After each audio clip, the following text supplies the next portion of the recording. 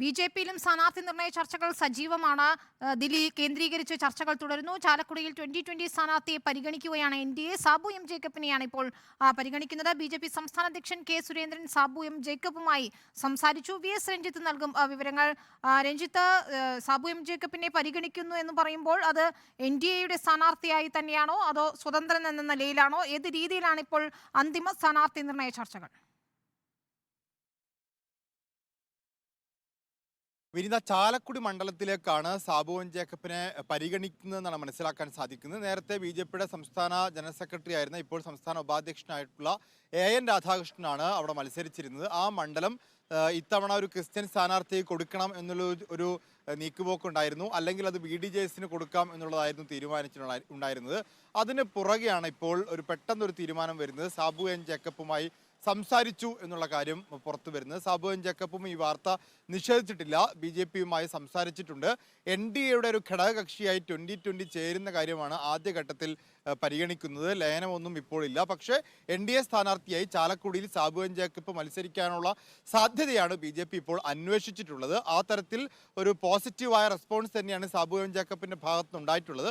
പക്ഷേ അദ്ദേഹം ഇങ്ങോട്ട് വെച്ചിട്ടുള്ള ഒരു ഉപാധി എന്ന് പറയുന്നത് അത് നിയമസഭാ തെരഞ്ഞെടുപ്പിൽ ആവാം എന്ന മട്ടിലാണ്. പക്ഷേ ലോക്സഭാ തെരഞ്ഞെടുപ്പിൽ മത്സരിക്കുകയാണെങ്കിൽ അത് ഗുണകരമാവും എന്നുള്ളത് BJP അഭിപ്രായം രേഖപ്പെടുത്തിയിട്ടുണ്ട്. അന്തിമ തീരുമാനം സാബു എം ജേക്കബും പുറത്തു പറഞ്ഞിട്ടില്ല. മറ്റിടങ്ങളിൽ എങ്ങനെയാണ് ചർച്ചകൾ? തിരുവനന്തപുരത്ത് ശോഭനയില്ലെന്ന് ഏതാണ്ട് ഉറപ്പായി കഴിഞ്ഞല്ലോ. പത്തനംതിട്ടയാണ് മറ്റൊരു നിർണായക ചർച്ച നടക്കുന്ന സീറ്റ്. അവിടെയൊക്കെ ആരെയൊക്കെയാണ്? നേരത്തെ രഞ്ജിത്ത് പറഞ്ഞിരുന്ന പേരുകൾ തന്നെയാണോ? ശ്രീധരൻപിള്ള, രാജീവ് ചന്ദ്രശേഖർ, അവരുടെയൊക്കെ പേരുകൾ ഉറപ്പിക്കാനായോ? ഇന്ന് രാത്രി 7 മണിക്കാണ് BJPയുടെ സംസ്ഥാന ടീം അവിടെ ഡൽഹിയിൽ തങ്ങുന്നുണ്ട്. അവരുമായി കൂടിക്കാഴ്ച നടത്തുന്നത്.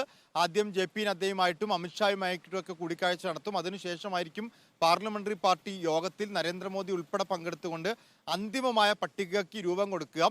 ദേശീയ നേതൃത്വം ആദ്യം പ്രഖ്യാപിക്കുന്ന 100 പേരുടെ പട്ടികയിൽ 8 പേർ കേരളത്തിൽ നിന്നുണ്ടാവും എന്നാണ് മനസ്സിലാക്കുന്നത്. അതിൽ തിരുവനന്തപുരമുണ്ട്, ആറ്റിങ്ങലുണ്ട്, പത്തനംതിട്ടയുണ്ട്, തൃശ്ശൂര്, പാലക്കാട്, കോഴിക്കോട്, മലപ്പുറം, കാസർഗോഡ് ഈ മണ്ഡലങ്ങളിലായിരിക്കും ആദ്യഘട്ടത്തിൽ തീരുമാനമാവുക. തിരുവനന്തപുരത്ത് ശോഭനയുടെ പേരുണ്ടായിരുന്നു. പക്ഷേ ശോഭന നിലവിൽ അറിയിച്ചിട്ടുള്ളത് ഞാൻ പ്രചാരണ രംഗത്തിറങ്ങാം, ആർക്കെങ്കിലും വേണ്ടി ക്യാമ്പയിൻ ഇറങ്ങാം, പ്രത്യേകിച്ച് തൃശ്ശൂരിലൊക്കെ സുരേഷ് ഗോപിക്ക് വേണ്ടി ക്യാമ്പയിൻ ഇറങ്ങാൻ തയ്യാറാണ് എന്ന് ശോഭന അറിയിച്ചിട്ടുണ്ട്. പക്ഷേ മത്സര രംഗത്തേക്ക് ഇറങ്ങുന്ന കാര്യത്തിൽ ശോഭന വിമുഖത അറിയിച്ചിട്ടുണ്ട്. പക്ഷേ ഇപ്പോഴും BJP പ്രതീക്ഷിക്കുന്നത് പ്രധാനമന്ത്രിയൊക്കെ ഇടപെടുകയാണെങ്കിൽ ശോഭന മത്സര രംഗത്തുണ്ടാവും എന്നുള്ളത് തന്നെയാണ്. പക്ഷേ രണ്ടാമത്തെ പേരായിട്ട് അവിടെയുള്ളത് രാജീവ് ചന്ദ്രശേഖറാണ്. രാജീവ് ചന്ദ്രശേഖറിനോട് നരേന്ദ്രമോദി നേരത്തെ തന്നെ തിരുവനന്തപുരത്ത് മത്സരിക്കാനുള്ള സന്നദ്ധത പ്രകടിപ്പിക്കണം അല്ലെങ്കിൽ മത്സരിക്കണമെന്ന് ആവശ്യപ്പെട്ടിരുന്നു. അപ്പോൾ ശോഭന ഇല്ലെങ്കിൽ സ്വാഭാവികമായിട്ടും രാജീവ് ചന്ദ്രശേഖരൻ തന്നെയായിരിക്കും തിരുവനന്തപുരത്ത് സ്ഥാനാർത്ഥിയായിട്ട് എത്തുക.